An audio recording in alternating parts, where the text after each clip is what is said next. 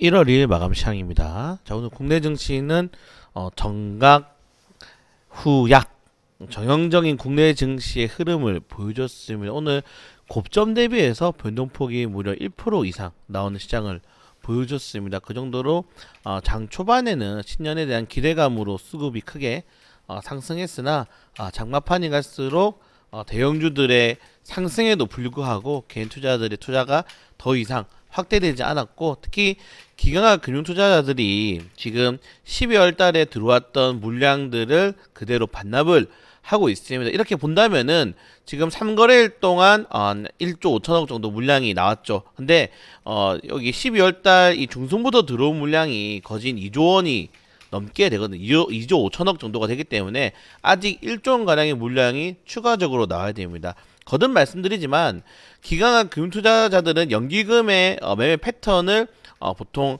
따라가기 때문에 연기금의 국내 증시에 대한 비중 축소를 그대로 따라갈 확률이 높고, 단기적으로 쇼커버링 이상의 매수 물량은 들어오지 않는다는 점, 그렇다는 것은 결국 이 물량들이 그대로 시장에서 빠져나갈 것 같거든요. 그래서 1조 원 정도의 물량이 더 나올 확률이 높다는 점을 확인하시면 될 것 같고, 그리고 최근에는 외국인 투자자들이 이런 환율의 영향을 받지 않습니다. 그래서 추가적인 외국인들을 끌어올 수 있는 좀 시장에 근저적인 재료가 나와야 되는데, 아직은 재료가 나올 수 있는 일정이라든가 이벤트가 있지 않기 때문에 외국인 투자자들도 관망세를 유지하고 있다라고 보시면 될 것 같고, 거래대금 또한 10조 원을 화해를 하면서 이제 본격적으로 이 약세장에 접어든 모습을 보여주고 있습니다. 전형적인 약세장이고요. 그리고 실질적으로 바닥을 한 번 더 확인하러 갈 가능성이 매우 높은 시장이기 때문에 우리는 그런 바닥에 대한 좀 확인을 할 필요가 있을 것 같다. 자, 오늘은 지금 거래소에서 속까지 오늘 데리고 오면서 시장 상승을 좀 기원을 했는데도 떨어지는 모습이 나왔습니다. 그래서 올해 증시가 길조가 될 수 있을 건지 조금 더 지켜볼 필요가 있을 것 같고, 전체적으로는 아시아 증시는 대부분 유럽 증시와 미국처럼 휴장을 했고, 여기에 장 초반에는 이제 미국 인플레 감축법안에 한국산 리스 자동차에 대한 이 세금이 지원이 된다라는 소식이 나왔지만은, 이게 또 뜯어봤을 때는 결국 비중이 5%밖에 안 되거든요. 그렇기 때문에 이 전체 리스차 이 비중 중에 현대차 그룹이 차지하는 비율이 5%밖에 안 됩니다. 그래서 그렇게 좀 실용성이 없다라는 또 뉴스가 나오면서 뭐 한때 6%까지 올라갔던 현대차가 좀 상승폭을 반납하면서 마감을 했고, 그 외에는 북한발 리스크도 굉장히 커진 상황에서 증시를 좀 끌어올릴 재료들이 굉장히 부진했다라고 보시면 될 것 같습니다.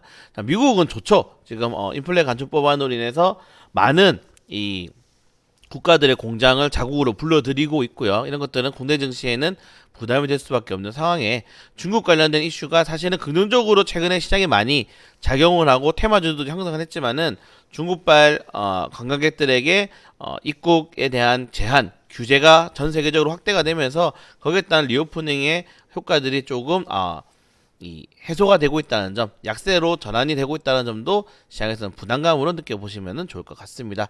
네, 큰 이슈가 없기 때문에 좀 빠르게 넘어가야 될 것 같아요. 어쩔 수 없이 조금 더 버텨야 될 수밖에 없는 시장이다 라고 말씀을 다시 한번 더 드리고 싶고, 다만 더 이상 버티지 않아도 되는 시장이 얼마 안 남았습니다. 여기서 만약에 정말 2000포인트까지 떨어진다 하더라도 이제 10% 마이너스 10% 안으로 잡을 수가 있거든요. 레인지를 잡을 수 있기 때문에 전체적으로 박스핀을 만들기 위해서는 2200포인트 구간부터 2400포인트 구간까지의 이런 박스권이 형성이 돼야 되는 시간을 한 1분기 정도까지는 좀 우리가 기다려 봐야 되고 지켜봐야 되지 않나 라고 다시 한번 말씀을 드리고 싶고, 오늘 장중에 변동성에 대해서 다시 한번 말씀드렸지만은 1월 달에 장 초반에는 변동성이 좀 많이 심할 겁니다. 포트폴리오에 대한 리밸런싱이 좀 주로 이르는 매매가 많기 때문에 그런 것들을 조금 확인을 하면서 좀 덤덤하게 관망세를 이어가는 게 가장 좋은 상황이다 라고 보시면 될 것 같아요.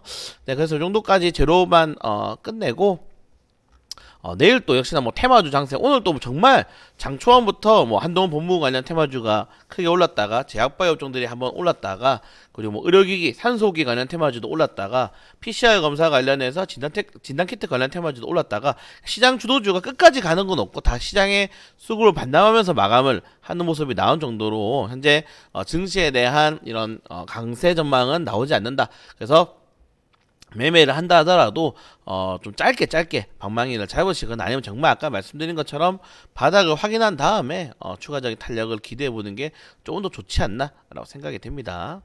관련된 내용도 한 번씩 보시면 좋을 것 같고, 오늘 또 건설 관련 테마주들이 원진우 국토부 장관의 발언으로 인해서 좀 크게 상승하는 모습이 나왔는데, 그리고 이제 뭐 이 현대차인데 현이 빠졌네요. 네.